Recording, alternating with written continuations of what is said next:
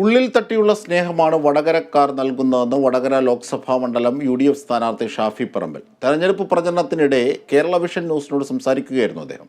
എതിർ സ്ഥാനാർത്ഥിയെ ഉൾപ്പെടെ എല്ലാവരെയും ബഹുമാനത്തോടെയാണ് കാണുന്നത്. TPയെ കൊന്ന ക്രിമിനലുകൾക്ക് CPIM നൽകിയ സംരക്ഷണം ചർച്ചയാകും. അതിൽ CPIM അസ്വസ്ഥത പ്രകടിപ്പിച്ചിട്ട് കാര്യമില്ല.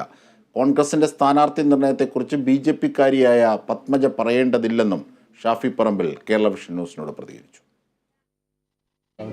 പാലക്കാട് നിന്ന് എത്തി വടകരയിൽ സജീവമാകുകയാണ് UDFിൻ്റെ സ്ഥാനാർത്ഥി ഷാഫി പറമ്പിൽ. വടകരയിലെ പ്രവർത്തനങ്ങളെക്കുറിച്ച് അദ്ദേഹത്തോട് തന്നെ നമുക്ക് ചോദിക്കാം. വടകരയുടെ മരുമകനാണ്, ഇനിയിപ്പോൾ വടകരയുടെ മകനാവും. എനിക്ക് അതുപോലത്തെ സ്നേഹം എനിക്ക് തരുന്നുണ്ട്, അതെനിക്ക് നിഷേധിക്കാൻ കഴിയില്ല. കാരണം ഇന്നലെ വന്നപ്പോൾ തൊട്ടിപ്പതായി സെക്കൻഡ് വരെയും നല്ല ഉള്ളിൽ തട്ടി അകമഴിഞ്ഞ സ്നേഹം അവർ തരുന്നുണ്ട്. പിന്നെ അത് തീർച്ചയായിട്ടും ഈ ജനതയോടുള്ള എൻ്റെ പ്രതിബദ്ധത ആയിട്ടത് മാറുമെന്ന കാര്യത്തിന് സംശയം വേണ്ട. ഈ മാസ് എൻട്രി ആയിരുന്നു ഇന്നലെ കണ്ടത്. അപ്പോൾ സ്വാഭാവികമായിട്ടും ഒരുപക്ഷെ കെ മുരളീധരൻ നേടിയതിനേക്കാൾ വലിയ ഭൂരിപക്ഷം നേടുമെന്നൊരു ആത്മവിശ്വാസമുണ്ട്. അത്തരത്തിലാണ് UDF നേതാക്കൾ പറയുന്നത്. ഒപ്പം തന്നെ തൊട്ടപ്പുറത്തുള്ളത് ഒരു ശക്തിയായ സ്ഥാനാർത്ഥിയാണ്. എങ്ങനെയാണ് എതിർ സ്ഥാനാർത്ഥി ഉൾപ്പെടെ എല്ലാത്തിനും ഉള്ള എൻ്റെ ആ 2-3 ചോദ്യങ്ങൾ കൂടെയുള്ള ഉത്തരം എനിക്ക് ഒറ്റ ഒന്നാ പറയാനുള്ളത്. ഒന്ന്, ഇതൊക്കെ തീരുമാനിക്കുന്ന ജനങ്ങളുണ്ടല്ലോ, ആ ജനങ്ങളിൽ വിശ്വാസം അർപ്പിച്ചിട്ട് തന്നെയാണ് ഞങ്ങൾ നിൽക്കുന്നത്.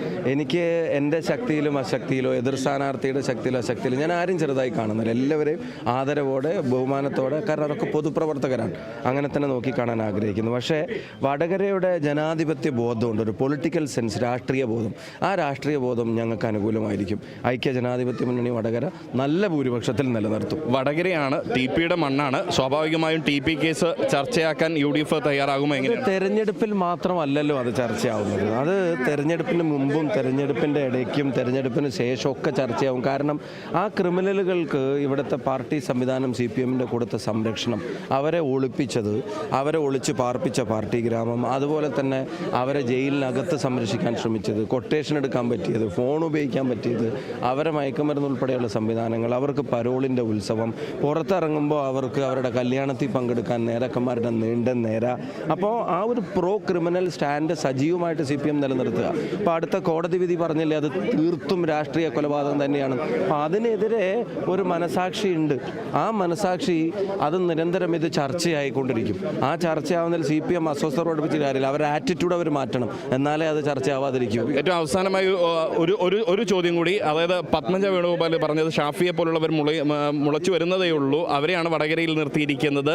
മാത്രമല്ല ഈ ഷാഫിയെ പാലക്കാട് നിന്നും വടകരയിലേക്ക് പറിച്ചു മാറ്റിയത് രാഹുൽ മാങ്കൂട്ടത്തിന് വേണ്ടിയാണെന്നൊരു ആരോപണം അവരുണ്ട്. അല്ല, പിന്നെ ഞാൻ മുളച്ചു വരുന്നുണ്ട് എന്ന് ചേച്ചി സമ്മതിച്ചാൽ എനിക്ക് സന്തോഷമുണ്ട്.